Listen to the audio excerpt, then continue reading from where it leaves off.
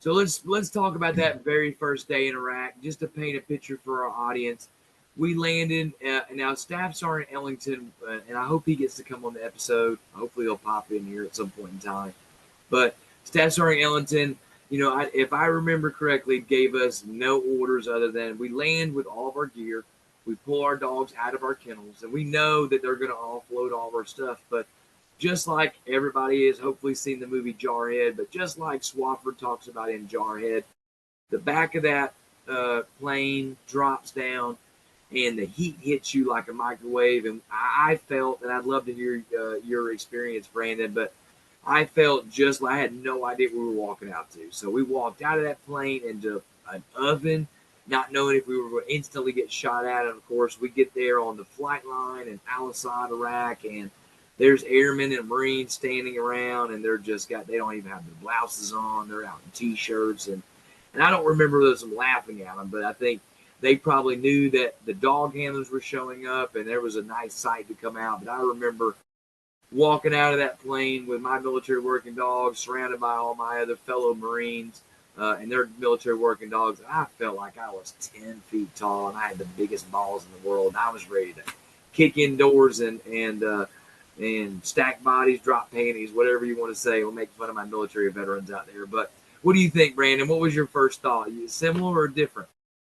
Mine was a little bit different. And I don't know if you remember this or not, but when we flew in, because luckily, we flew in on a big base. So because we flew in on a big base, it's still not as bad, but they still did it anyways, was a combat dive into a landing.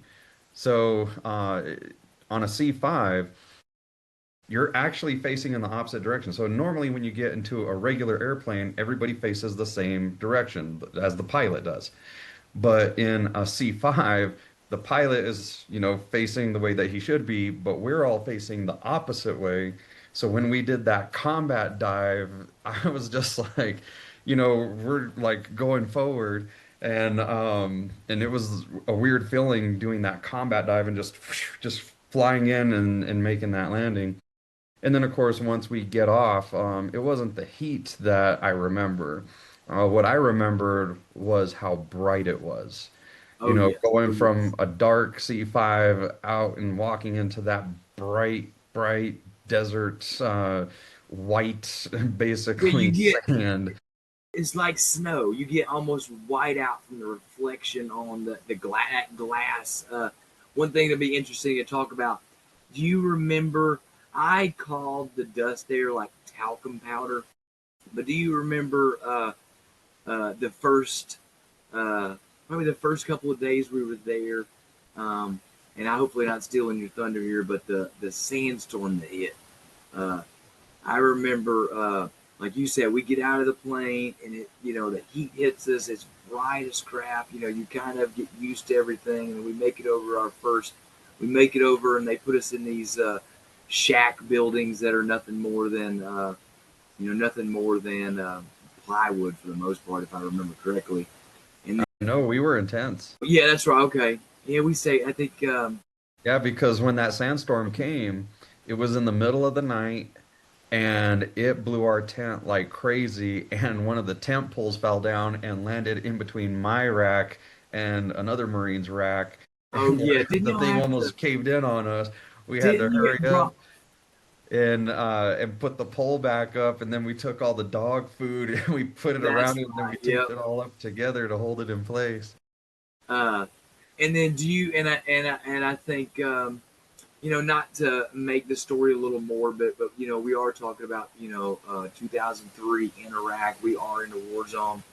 Do you remember? I think we hadn't been there more than a few days, and a Marine, the first Marine that died after we had gotten into country. Do you happen to remember PFC Cutter? Yeah, man. So I remember being inside the tent, and I think we were playing spades or something, and all of a sudden just heard all this commotion going on outside, and running out there, and he was there on the ground, and unfortunately he succumbed to I guess we'll say like electrical shock.